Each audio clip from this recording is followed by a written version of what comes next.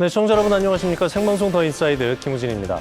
한국 드라마 오징어 게임이 전 세계 시청률 1위를 기록했습니다.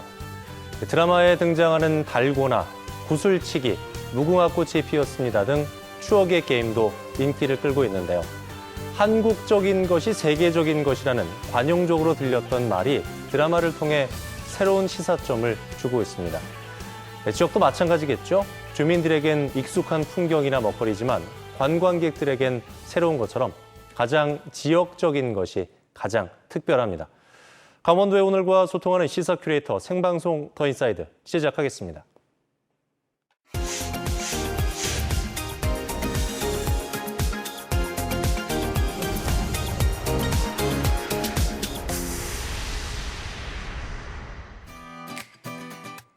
오늘 하루를 뜨겁게 달군 사건, 사고부터 놓치지 말아야 할 주요 뉴스를 한눈에 정리해드리는 오늘의 뉴스캐스터 김호경입니다. 도내 초등교사 임용시험 경쟁률이 11년 만에 최고치를 기록했습니다. 강원도 교육청에 따르면 2022학년도 초등교사 일반 분야 응시 원서 접수 결과 95명 모집에 270명이 지원하면서 2.84대 1의 경쟁률을 기록했는데요. 이는 11년 만에 최고 경쟁률로 유치원 교사 역시 24대 1의 경쟁률을 기록하면서 임용 절벽이 현실화되고 있습니다. 코로나19 얀센 백신 접종자에 대한 부스터샷이 오는 12월부터 실시됩니다. 중앙방역대책본부는 최근 돌파 감염 사례가 지속됨에 따라 이르면 12월부터 얀센 접종자를 대상으로 화이자, 모더나의 추가 접종을 실시할 계획인데요. 한편 미국 제약사 모더나 또한 시간이 지날수록 백신의 효능이 약화된다면서 추가 접종 승인을 요청한 것으로 알려졌습니다. 이에 방역당국은 추가 접종에 대한 구체적인 시행 계획을 전문가의 자문과 심의 등을 통해 확정하고 12월 전 공지할 계획입니다. 강원학교 비정규직 연대회의가 오는 20일 총파업에 돌입합니다. 강원학교 비정규직 연대회의는 비정규직 차별을 해소하고 학교 노사관계의 안정을 꾀하기 위해 도내 급식조리사, 초등돌봄 전담사 등 1,700명의 비정규직 조합원과 함께 파업에 나설 예정인데요. 이 파업으로 급식과 돌봄 등 학교 서비스 공백이 불가피해짐에 따라 강원도교육청은 직군별 파업 참가 규모를 파악하고 대책 마련에 나설 계획입니다. 이번 주말 올가을 첫 한파특보가 발효될 전망입니다. 기상청에 따르면 17일 도내 대부분 지역의 아침 최저기온이 전날보다 10도 이상 떨어지면서 3도 이하의 추운 날씨를 보이겠다고 전했는데요. 첫 한파로 아침과 낮의 일교차가 크게 벌어지는 만큼 감기 등 호흡기 질환에 걸리지 않도록 건강 유의하셔야겠습니다. 지금까지 오늘의 뉴스캐스터 김호경이었습니다.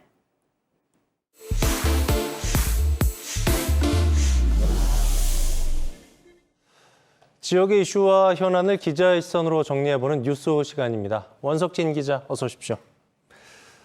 코로나 때문에 요즘은 외출이라든가 여행 다니기가 굉장히 조심스러운데 가을이 되니까 선선하게 바람도 불고 단풍놀이 삼아서 등반 계획하시는 분들도 많고 실제로 등산하다가 산악사고 나오는 경우 요즘 많다고 해요.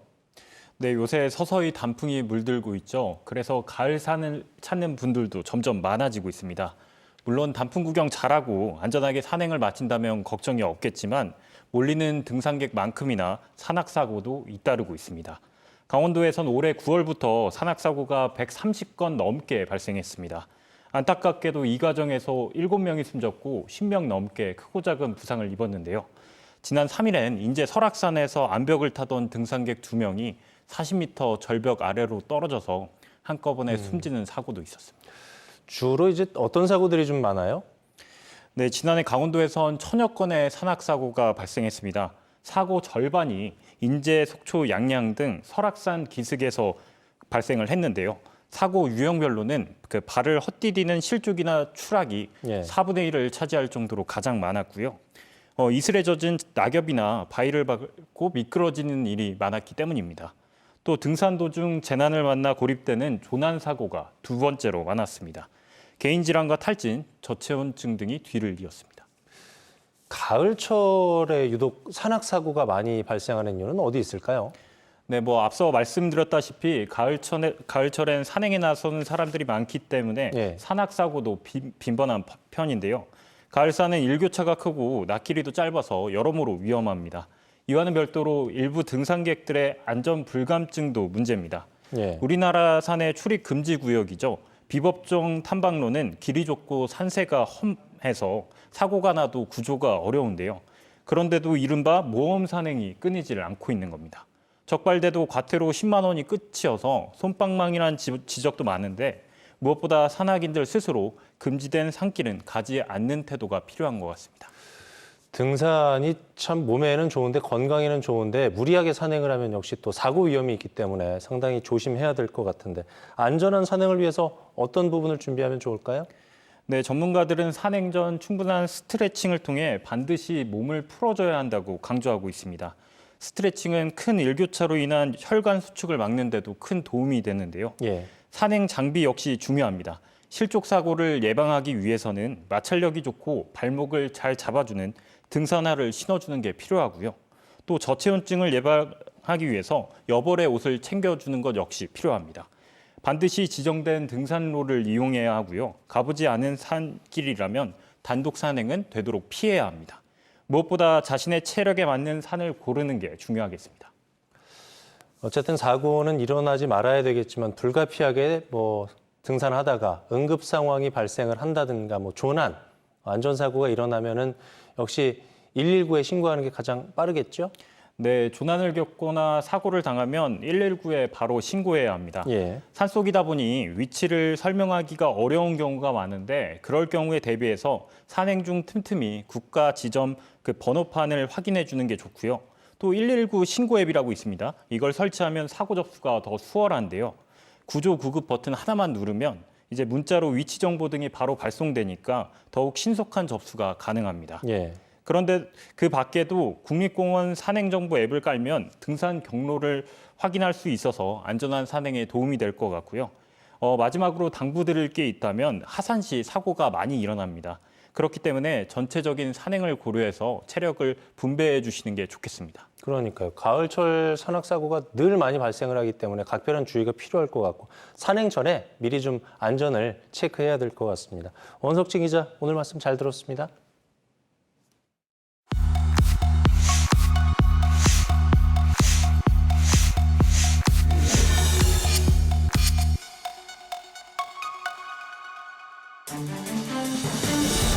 제가 오늘 준비한 내용은 전체적인 동해시 도시재생 현황에 도시재생의 이제 문제점이 획일화된 도시재생 사업은 관광 트렌드에 대해서 한번 살펴보도록 하겠습니다. 동해가 굉장히 큰 자원이고 경쟁 시장에서 살아남 동해 바다를 뛰어넘는 새로운 지향해야 되는 그런 삶의 문화가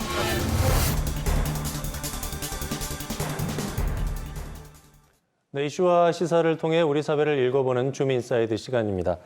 오늘은 지원방송 창사 20주년을 맞아서 저희가 자치발전 전략 대토론회를 개최하고 있는데요. 그중에 동해시의 의제를 중심으로 얘기를 나눠보도록 하겠습니다. 심기훈 동해시장 자리하셨습니다. 안녕하십니까? 네, 안녕하십니까? 첫 번째 의제였죠. 도시재생 사업 활성화 방안입니다. 동해시에서는 몇 해 전부터 원도심 활성화를 위해서 낙후된 환경을 정비하는 도시재생사업 펼치고 있는데요.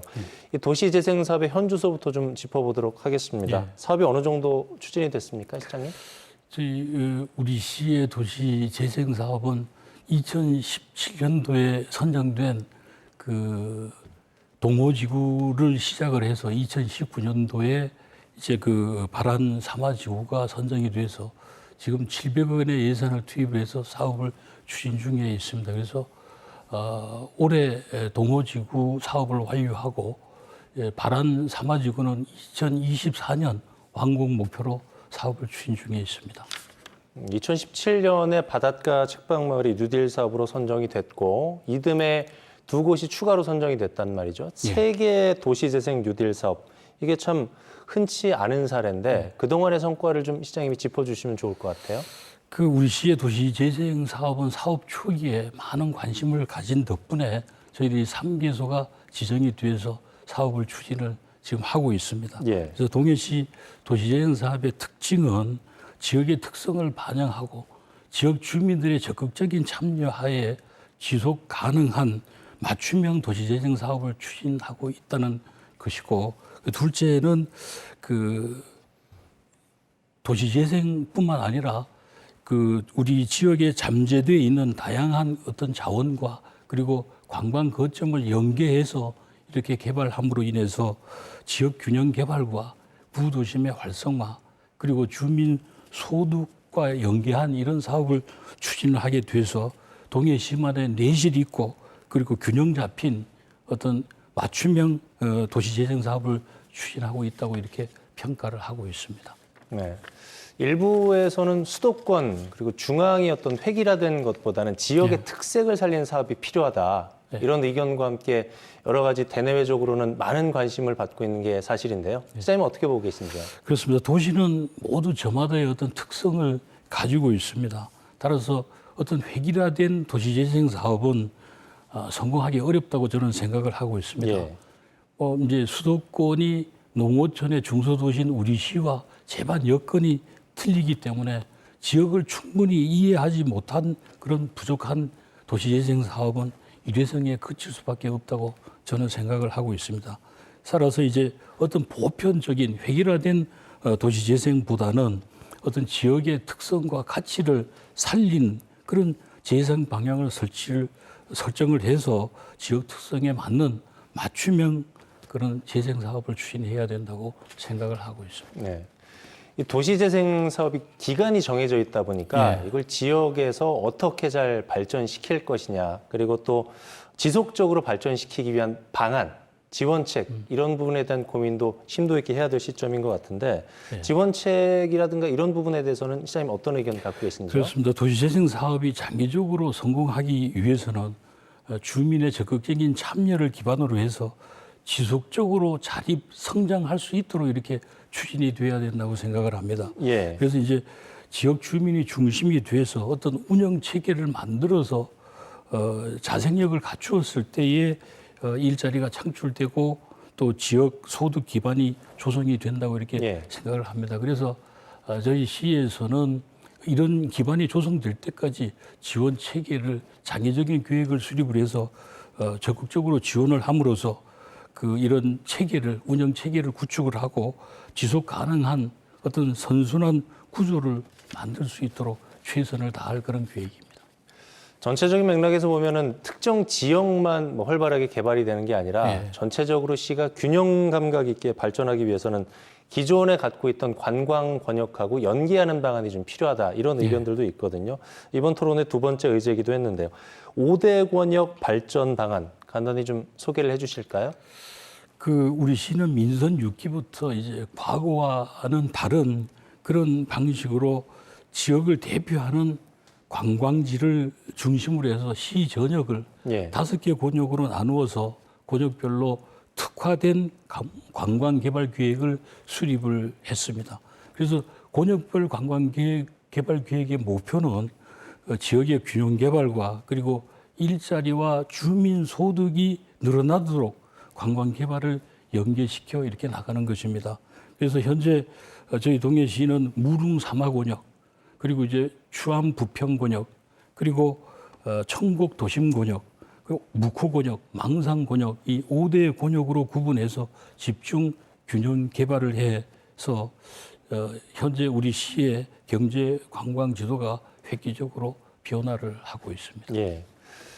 코로나 이후에 다른 분야도 마찬가지겠습니다만 관광도 트렌드가 많이 변했거든요. 그렇습니다. 이제 조금 있으면은 위드 코로나 시대도 이제 시작이 될 텐데 동해만이 가진 어떤 자연 환경에 이런 변화하는 관광 트렌드를 두 가지를 좀 접목시켜야 되는 이런 고민이 좀 시장님 많으실 것 같아요. 어떠세요? 그렇습니다. 코로나 이후에 관광 트렌드는 가족이나 연인, 친구 등 친밀한 사람들과 함께하는 일상 속에 어떤 소소한 힐링 여행이 주가 되리라고 이렇게 생각을 합니다. 그렇죠. 그래서 우리 시에서는 앞에서 말씀드린 5대 권역별 관광 개발 계획을 수립을 해서 추진을 하면서 이런 코로나 이후에 포스트 코로나 시대를 대비해서 선제적으로 거기에 맞는 어떤 사업들을 추진해서 해 나가고 있습니다. 특히 이제 자연 경관의 어떤 스토리와 어떤 이야기를 이렇게 입혀서 그 장점을 살려나가고 자연 환경과 그리고 또 최근 트렌드인 체험과 또 B2B인 관광 전략을 결합을 해서 힐링과 치유의 어떤 그런 관광 트렌드를 만들어 가고자 하고 있습니다. 지역에서 관광산업 얘기하다 보면 나오는 것 중에 역시 하나가 체류형 관광이거든요. 예. 관광객들이 와서 스쳐 지나가는 게 아니라 오랫동안 체류하면서 이제 지역 발전에 여러 가지 도움도 주고 체류형 관광을 많이 유도하기도 하는데 동해시 역시도 체류형 관광 도시로 나아가기 위해서 뭐 여러 가지 사업도 하시고 다각도로 애쓰고 계신 걸로 알고 있거든요. 지속 가능한 관광 도시로 거듭나기 위해서 시장님 보시기에는 어떤 부분이 좀 중점적으로 필요하다고 보시는지요? 지금까지 동해시의 그 관광지 체류 시간을 살펴보면은 대개 이제 평균 4시간이었습니다. 그리고 관광학계에서는 6시간 이상 체류하게 되면은 지역의 숙박과 그리고 먹거리가 폭발적으로 이렇게 늘어나게 된다고 합니다. 그래서 우리 시는 관광의 필수 요건인 산, 바다, 계곡, 동굴 그리고 온천을 이렇게 가지고 있으나 그동안에는 좀 산발적으로 이렇게 스쳐가는 관광이 많았습니다. 그래서 체류형 관광으로 만드는 것이 대단히 중요하기 때문에 현재 앞에서 말씀드린 5대 권역별 관광 개발을 통해서 이를 보완해 나가고 있습니다. 그리고 또 이제 관광 시간을 늘리자면은 또 체류를 하게 하자면은 체험 시설이 필요합니다. 그래서 저희들은 이 5대 권역 중에서 무릉 사막 권역과 그리고 묵호 권역에 액티비티한 어떤 체험 시설을 만들어서 체류형 관광지를 만들어 가고자 이렇게 노력을 하고 있습니다. 네. 자, 끝으로 동해시가 꿈꾸는 미래 그리고 또 비전을 포함해서 정리 말씀을 좀 듣도록 하겠습니다. 그동안 그 코로나로 어려운 가운데서도 시민 여러분과 함께 관광 등 다양한 시정 분야에서 그동안 많은 성과를 거양을 했습니다. 우선 시민 여러분께 감사의 말씀을 드리고 시정의 최우선 과제는 시민의 소득을 높이는 것이고 그리고 시정의 최종 목표는 시민의 삶이 향상된 안전 행복 도시를 만드는 것입니다.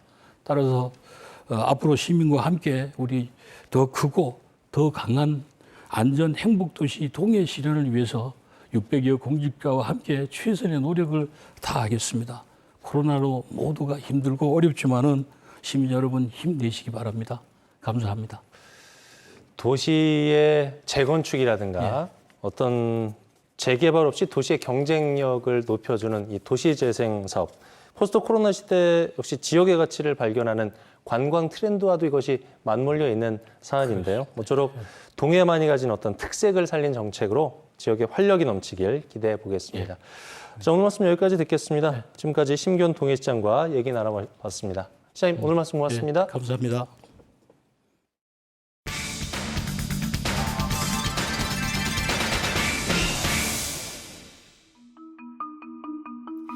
코로나19가 장기화되면서 우울과 불안, 무기력함 같은 코로나 블루를 호소하는 청소년들이 늘고 있습니다.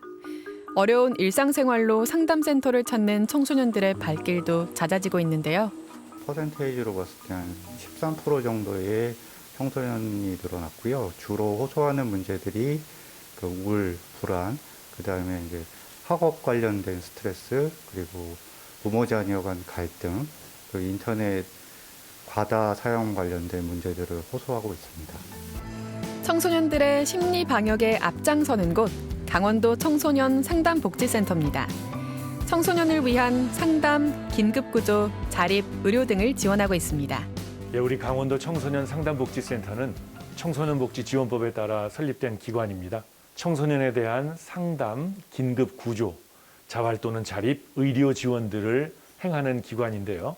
강원도 내 13개 시군의 센터도 지도하고 지원하는 기능을 하고 있습니다. 청소년들의 정신건강 상담 건수는 계속 증가하고 있는데요. 공황장애나 우울 등 심리적인 고통을 호소하는 청소년들이 급증하면서 마음 방역에도 비상이 걸렸습니다. 과거에는 이제 내방 상담하는 친구들이 학교 안에서 벌어지는 문제들로 인해서 고민을 좀 많이 했다면 최근에는 이제 개인적인 이유들 뭐 우울이나 아니면은 뭐 자살 생각 관련돼서 개인적인 이유들로 상담을 많이 하고 있고요. 그리고 저희가 1388 전화 상담을 진행을 하고 있는데 그런 전화 상담에서는 아무래도 코로나 블루, 코로나 때문에 우울한 감정들이 많이 든다 그런 점으로 상담을 많이 하고 있습니다. 온오프라인을 통해 학업과 진로, 해석 상담 등을 진행합니다. 대면 접촉이 어려우니까 온라인을 통해서 심리검사, 해석 상담 등을 활발하게 수행하고 있습니다. 또 온라인으로 각종 강의 및 지도자 연수를 수행하고 있고 동영상이나 카드 뉴스 등을 제작해서 활발히 활동하고 있습니다. 청소년 카페 봄내 친구랑은 딱딱한 분위기에서 벗어나 카페 형태의 익숙하고 편안한 장소로 청소년들에게 휴식 공간을 제공합니다. 봄내 친구랑은 청소년들을 위해서 준비된 카페 형태의 공간으로 여기 상설로 준비되어 있는 여러 가지 체험 활동을 하면서 건전한 여가 시간을 보낼 수 있도록 청소년들을 위해서 준비된 공간입니다. 청소년이라면 누구나 찾아와 맛있는 먹거리와 다양한 취미를 즐기면서 편안한 여가 시간을 보낼 수 있는데요. 봄내 친구랑은 다양한 프로그램 운영과 기관 연계, 문화활동, 봉사, 직업체험 등을 통해 청소년의 건강한 자아성장을 유도합니다. 학교 밖 청소년들에게 새로운 꿈과 희망을 주기 위해 다양한 프로그램도 진행되고 있는데요. 학교를 다니지 않는 청소년들의 개인적 특성과 상황을 고려하여 상담 지원, 교육 지원, 사회 진출 지원, 자기개발 프로그램 지원, 학업 중단 숙려제를 운영하고 있습니다. 꿈드림에서는 학업 중단, 빈곤 등 위기 상황에 직면한 취약 청소년들에게 맞춤형 자립 지원 서비스를 제공하고 있습니다. 학교 밖 청소년들을 위한 자기개발로 가죽공예 프로그램 하고 있습니다. 청소년들이 자신의 재능과 잠재력을 찾고 건강한 사회 구성원으로 성장하도록 다채로운 체험 활동을 지원합니다. 가죽공예를 평소에 쉽게 할 수 없고 그냥 어떻게 만들어지는지 그런 것도 몰랐는데 직접 가죽공예를 하면서 뭐 그립톡도 만들고 그러니까 되게 새롭고 재밌는 경험인 것 같아요. 다양한 경험으로 만나는 배움과 성장, 자기 주도적인 활동을 통해 청소년들은 더 성장해 나아갑니다. 청소년 여러분, 고민이 찾아올 때 너무 놀라지 마십시오. 고민은 누구에게나 있는 것입니다. 누구에겐가 털어놓으세요. 여러분들을 도와드릴 어른들이 많이 있습니다. 대한민국 그리고 강원도의 모든 청소년들 화이팅! 청소년 시기의 심리적 어려움은 전생에 걸쳐 부정적인 영향을 줄 수 있다고 하죠. 청소년들을 위한 심리 방역으로 건강한 자아 성장을 유도하는 강원도 청소년 상담복지센터의 활약을 응원합니다.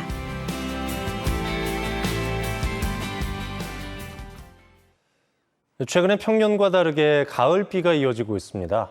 한창 가을 거지를 해야 할 시기에 계속된 강수로 농작물 피해가 잇따르고 있는데요. 벌써 추수를 하고 건조 작업에 들어갔어야 하는 편은 아직 추수조차 하지 못한 경우도 다반수인데다가 밭작물에는 각종 병해가 발생하고 있습니다. 풍요롭고 넉넉해야 하는 가을날, 농민들의 근심이 깊어지고 있습니다. 자, 생방송 더 인사이드 저희가 준비한 소식은 여기까지입니다. 함께해 주신 여러분 고맙습니다.